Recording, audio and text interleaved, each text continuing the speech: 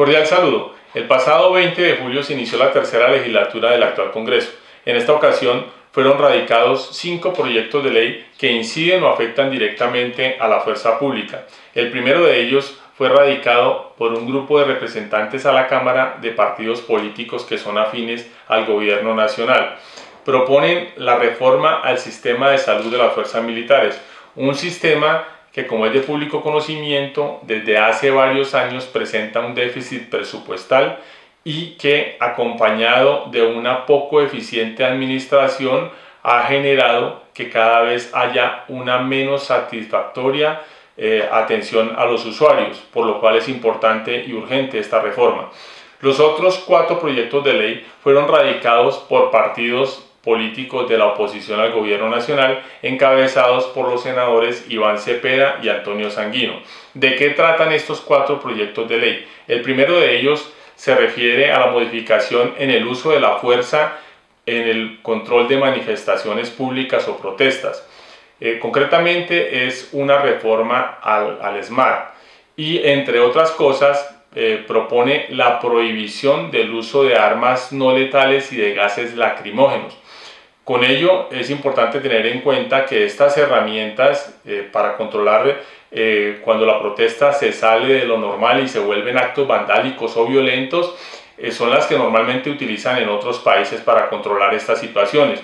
Si no se tienen estas herramientas, los agentes del SMART quedarían en una situación de indefensión y, como ya se vieron en las protestas que hubo al comienzo de año, los vándalos utilizan en algunos casos artefactos explosivos y artefactos incendiarios y quedarían en situación de indefensión los agentes. El otro proyecto trata sobre la creación del Servicio Social para la Paz.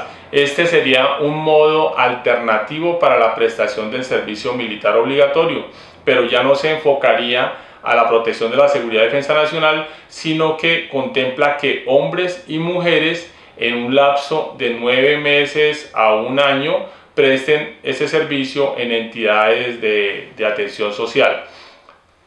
El tercer proyecto que propone la oposición fue radicado el 20 de julio, que es la modificación del sistema de ascensos de los militares y policías. Ustedes recordarán que lo radicaron con unas firmas de senadores que incluían al personal de congresistas del partido político de las FARC. Posteriormente lo retiraron, quitaron estas firmas y lo volvieron a radicar. ¿El por qué quitaron las firmas? Resulta que en la ley 1921 del 2018 se contempla que estas personas que están hoy como congresistas no pueden legislar en asuntos de competencia de la Comisión Segunda, y esto de la reforma a las fuerzas militares es de competencia de esa comisión. Al reformar el sistema de ascensos, lo que están proponiendo es que hayan unos terceros o personas ajenas al sistema militar que opinen sobre estos ascensos y que quienes estén investigados tampoco puedan ascender. Aquí el riesgo es que finalmente terminen personas que siempre hayan tenido manejo administrativo siendo quienes lleguen a los cargos superiores o a las cúpulas, y precisamente vamos a tener personas muy diestras en la parte administrativa pero que no tengan la experiencia suficiente y que no hayan manejado situaciones operacionales. El cuarto proyecto de ley que presenta la oposición, los partidos políticos de oposición, es la reforma a la ley de inteligencia y contrainteligencia. Aquí, como punto de partida, hay que tener en cuenta que la actividad de inteligencia y contrainteligencia es una actividad preventiva que se enfoca a proteger la seguridad y defensa nacional, el sistema democrático y a defender los derechos fundamentales. Es preventivo, quiere decir que, a diferencia de lo que es la investigación judicial, no requiere que se produzca un hecho. En la investigación judicial se requiere partir de una noticia criminal y a partir de allí se realizan todos los actos urgentes y los actos de investigación.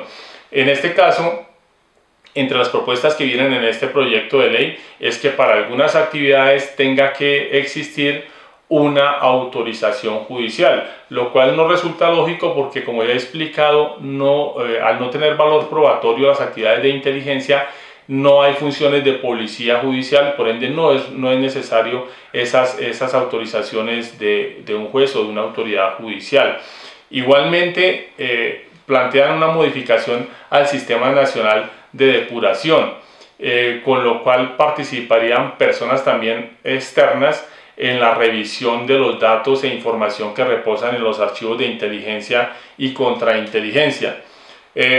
Aquí el riesgo pues es que van a terminar teniendo acceso pues a información en las cuales figuran identidades de fuentes y de agentes, y pues en sí lo que figuran en estos archivos son actividades de incluso estas personas que hoy en día están como congresistas, pueden llegar a figurar pues porque antes de esto se dedicaron a actividades ilícitas e incluso actividades terroristas. Entonces lo lógico es que aparezcan allí y pues hace parte de la memoria histórica que no puede ser borrada.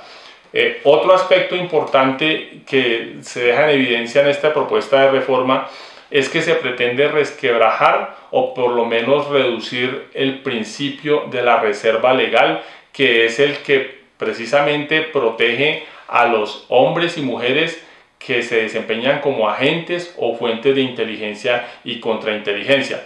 Por eso resulta importante y le recomiendo a los senadores y representantes que van a debatir sobre este proyecto de ley que se lean este libro, Los hombres y mujeres de inteligencia militar, escrito por el señor Sanders Humberto Landazuri Angulo. En él están recopilados los casos en los que fueron torturados y en los que fueron asesinados agentes de inteligencia y contrainteligencia, todas aquellas personas que sacrificaron su vida. Si se aminora o se resquebraja el principio de la reserva legal y van a hacerse públicos la información que se ha recopilado de inteligencia y contrainteligencia, y cualquier persona puede tener acceso a esta información, estos servidores públicos quedarían, como han estado, en grave riesgo, con un agravante, que estas personas donde están trabajan en su mayoría acompañados por sus núcleos familiares porque permanecen de manera encubierta. Entonces es importante proteger a estos funcionarios. Ojalá hagan viral este video precisamente para que llegue a conocimiento de estos congresistas y tengan en cuenta la protección importante para los servidores públicos que les sirven a la patria. Muchas gracias.